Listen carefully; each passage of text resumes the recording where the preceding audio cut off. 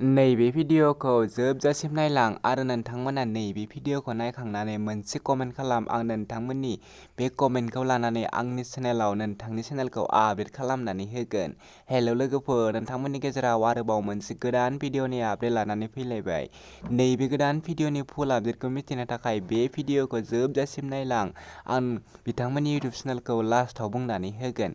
बिदिब्ला लोगोफोर, गोबाव खालामाजासे फैदो दिनैनि नैबे गोदान भिडिअनि आपडेटनि सायाव। नोंथांमोना नैबे भिडिअखौ मोजां मोनोब्ला लाइक, शेयार आरो कमेन्ट खालामनानै हरदो। फैदो दिनैनि बे गोदान भिडिअनि गोदान आपडेटनि सायाव। नैबे गोदान भिडिअखौ जागायनायनि सिगां नोंथांमोना दासिमबो मिजिं दि ए क्रिएशन इउटुब चेनेलखौ साबस्क्राइब खालामाखैब्ला बिथांनि इउटुब चेनेलखौ साबस्क्राइब खालामनानै हरदो।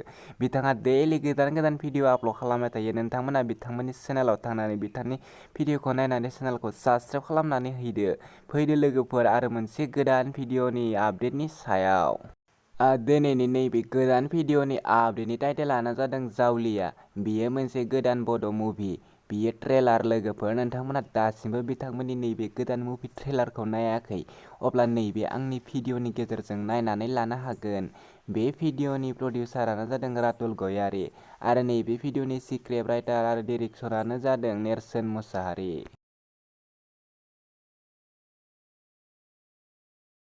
नैबे भिडिअआव मेन आर्टिस्ट महरै दङ उत्तम आरो सपना आरो नैबे भिडिअनि मेथाइफोरखौ रोजाबदों रैमल आरो पुर्निमा। लोगोफोर, नोंथांमोना दासिमहालागै बिथांमोननि नैबे ट्रेलारखौ नायाखै, अब्ला बिथांमोननि इउटुब चेनेलाव थांनानै बिथांमोननि बे गोदान ट्रेलारखौ नायनानै लाहैदो। नैबे भिडिअनि करिय'ग्राफियानो जादों उत्तम आरो लैथोमा। नैबे भिडिअआ जोबोरैनो मोजां जागोन। लोगोफोर, नोंथांमोना ट्रेलाराव नायनानैनो मिथिखादों जानो हागौ। नोंथांमोना नैबे भिडिअखौ नायनो थाखाय कन्टेक्ट खालामनो हागोन नोंथांमोना बिथांमोननि नाम्बाराव। लोगोफोर, बिथांमोननि इउटुब चेनेलनि मुङानो जादों आरजि फिल्म प्रडाक्शन। नोंथांमोना बिथांमोननि नैबे इउटुब चेनेलाव थांनानै बिथांमोननि नैबे गोदान ट्रेलारखौ नायनानै लाहैदो आरो बिथांमोननि चेनेलखौ दासिमबो साबस्क्राइब खालामाखै, अब्ला बिथांमोननि इउटुब चेनेलखौबो साबस्क्राइब खालामनानै होदो। बिदिब्ला लोगोफोर, दिनैनि नैबे गोदान भिडिअनि गुसुं आपडेटआ बेखिनियानोसै।